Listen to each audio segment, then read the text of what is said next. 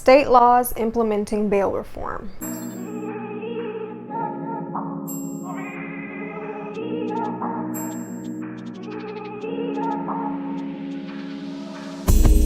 I can see why people would think that they're doing good work by implementing these laws. Mass incarceration is a huge problem in America. America is at the top, if not the #1 country for most incarcerated people. Ranking #1 could be valid when thoroughly analyzing the situation. At the same time, those numbers don't necessarily mean that there is more crime in America than other countries. For example, the country that I come from, Haiti, and I love my country, so please, if you're Haitian, do not get offended. Haiti is a country with very high crime rates, yet people committing these crimes are rarely punished, if ever. Someone can kidnap your family member for ransom. You most likely won't find authorities to report it to. And if you're lucky enough to find these authorities, good luck with what we call justice. This is the case all around the world, by the way. But of course, this isn't a black and white situation. Some of these instances occur in different levels of extremity. Saying this to convey that America may have the most thorough and effective system for punishing crime in order for society to live in safe conditions. Now, what I just said is not fact. This is just an inference and something that you can research and logically assess for yourself. If you do and come up with a different point of view, I'd love to read about it in my comment section. Now, of course, systems have complexities sometimes, and there are other factors that go hand in hand with the result of such high incarceration numbers. These numbers include the whole American demographic, but blacks incarcerated disproportionately outnumber other groups, which is why I'd like to ask,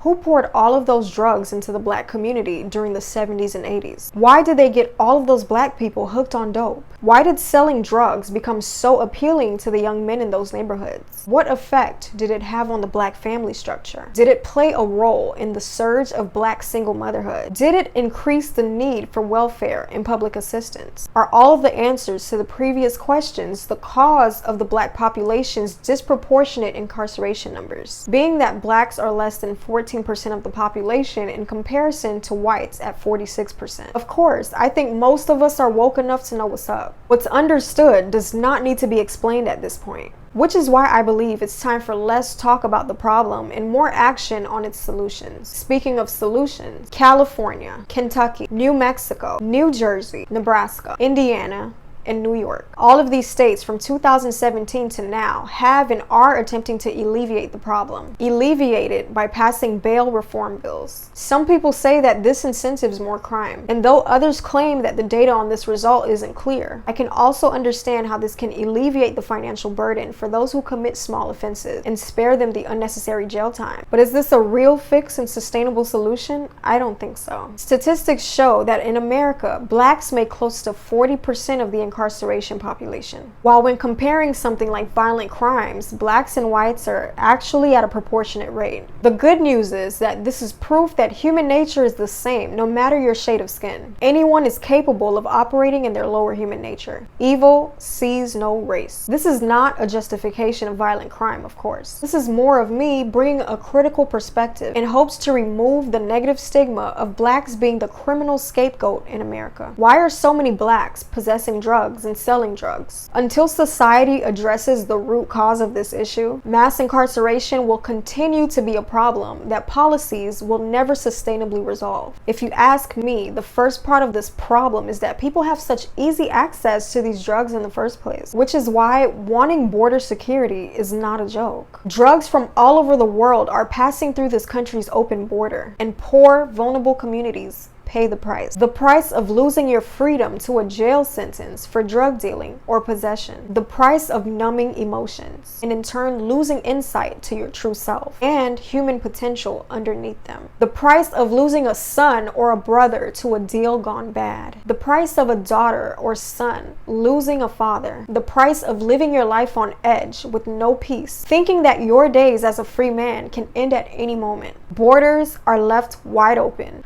Politicians sell us some vision of their global society where America is everyone's territory and the world gets to do whatever it wants. They know the impact that drugs have on our communities, yet they keep letting more pour in and throw little bail policies around like a bone to a dog. Do you think they do things without wanting something in return? This is just an inference, but I believe that while the democratic socialist government pushes policies that incentive crime, creating an illusion of reducing criminal punishment, and by the way, they're smart, they know it's not a real fix, they will eventually push policies that allow convicted felons to vote so that they can strengthen their power while ruining the lives of people in this country. If anyone truly cares about mass incarceration and how the system disproportionately affects certain minority groups, you would care that these groups have such easy access to drugs, one of the leading factors to the results that most of us wish were different. If anyone truly cares about mass incarceration and how the system disproportionately affects certain minority groups, you'd care about the second and most important root cause of this issue: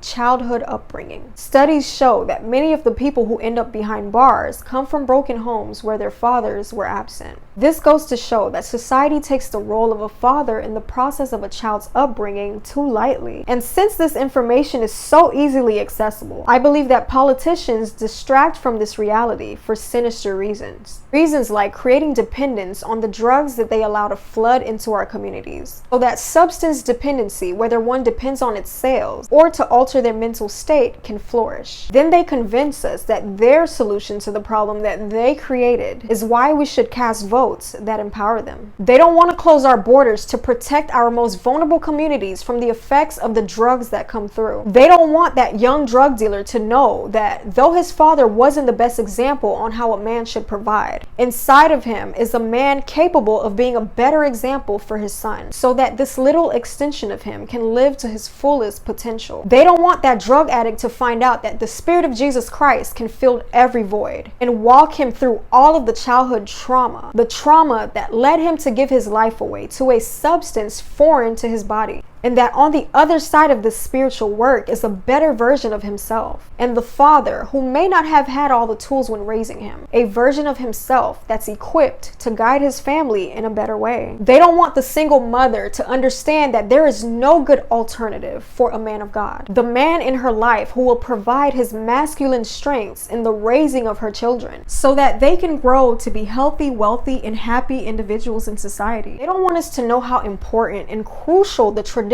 family unit in society is. They don't want us to know that steering away from biblical principles and steering away from God's design for man, woman, and child is an open door for them to create problems. Problems like flooding our communities with drugs and throwing the men in jail to offer welfare as a solution, and other useless fixes, doing damage to the people that only receive if those politicians are empowered with votes. All that to say that mass incarceration is a man-made problem. As long as drugs are easily accessible through the border, as long as the traditional family unit is divided. Now, aside from that, as long as human nature has a dark side, it will compel some people to commit crimes. So to think that a bail reform policy is the solution, I'm just going to shake my head and pray that God opens our eyes so that we can see reality for what it really is and love what's good for us.